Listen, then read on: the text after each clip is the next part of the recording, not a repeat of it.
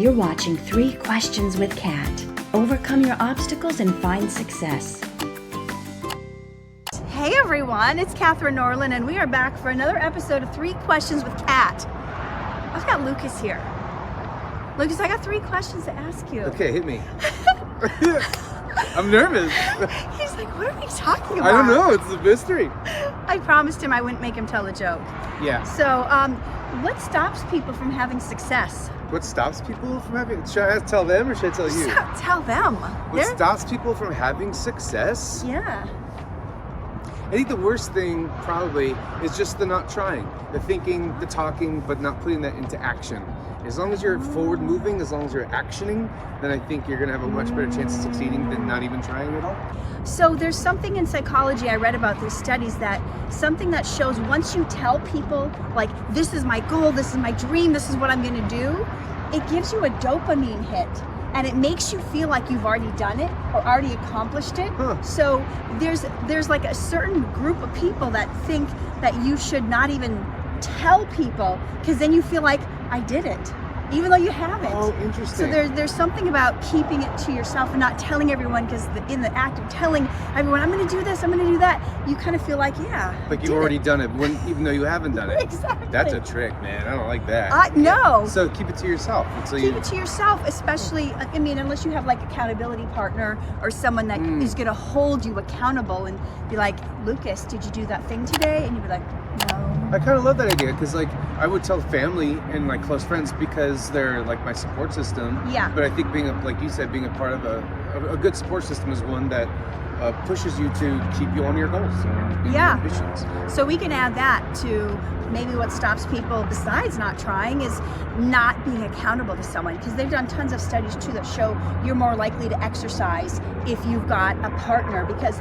you can easily go, no, I'm going to sleep in today, but if your friend is meeting you at the gym at 6, you can't be like the one that, yeah, you don't want to be that guy that's like, oh, I slept through my alarm.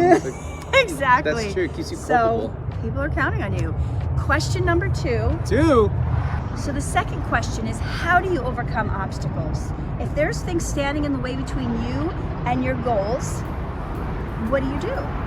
The best thing that when I struggle with obstacles and things that, obstacles on the path that I want to go on, the best thing for me to do, because I get lost sometimes in my head, it starts to feel a little out of my control. So the way I get control over it is I write it out, and that way if it's like a list, I can kind of check it off. Otherwise, for me, sometimes I struggle with facing obstacles if there's a lot of them, because I get overwhelmed, it feels out of my control. And so anyway, long story long.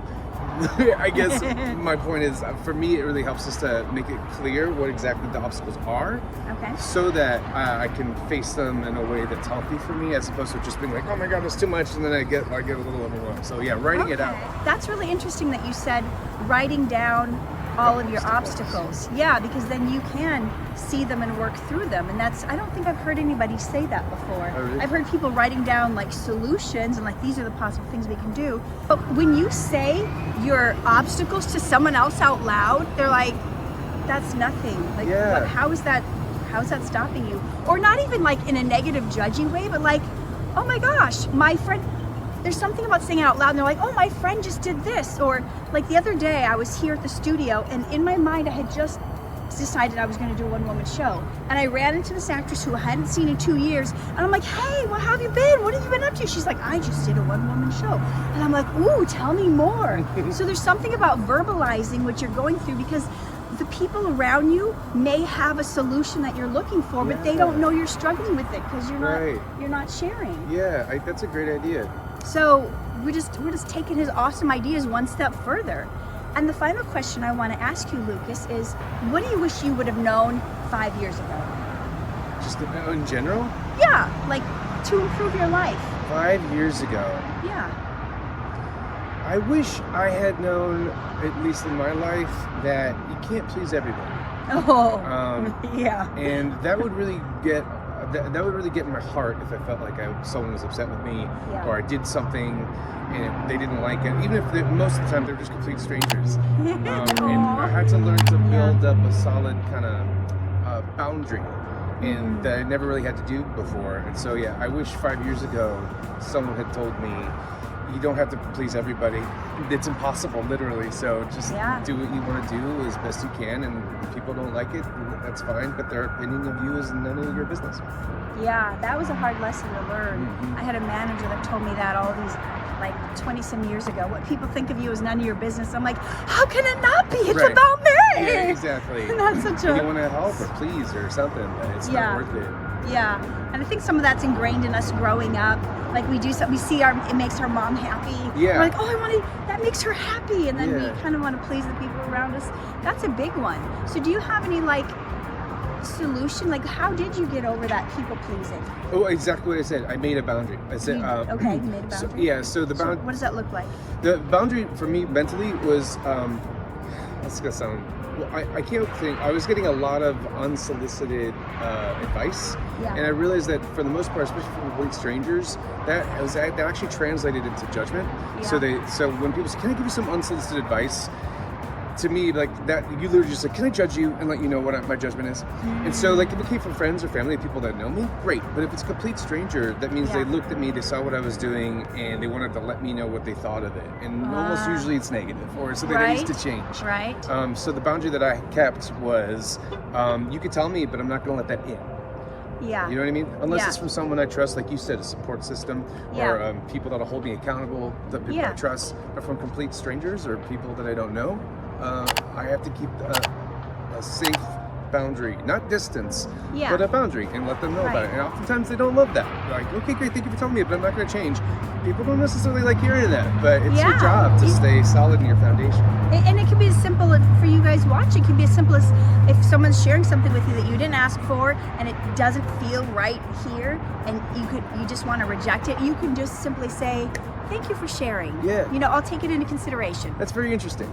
That's my go-to. Oh, that's interesting. Yeah, that's good. Okay, cool. No one got hurt. Because then you're like, gives them something to work with. So you're not going to be like totally rude to them, but sometimes it's not in alignment, and sometimes people are sent into our life to be a blessing to us, and sometimes people are in our life and they're a curse to us. Right. Absolutely. And if you don't have discernment right away to tell the difference, you know, kind of inside, like your spirit, like it gets if it's not meant for you. So this was a problem with me years ago, because I thought other people who were smarter or who were in the industry longer, I thought I had to listen to them because they were successful and I wasn't yet. Right. So that's even more than strangers. You're like, well, they're the top casting people, so maybe what they're saying is right. Yeah. But even learning now, all these years later, not everybody who's smarter or makes more or is in higher power, more successful, they don't know the right plan or path for you. No one does except you yourself.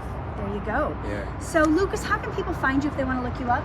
I'm on most of the social media websites under Earl of Dad Jokes. My name's not Earl, it's Lucas, but Earl of Dad Jokes is my handle. Okay, awesome. Thank you so much for spending this time with us. What a pleasure. This is cool. And we will see you next time on another episode of 3 Questions with Kat. Bye. Get the tips you need to reach your dreams.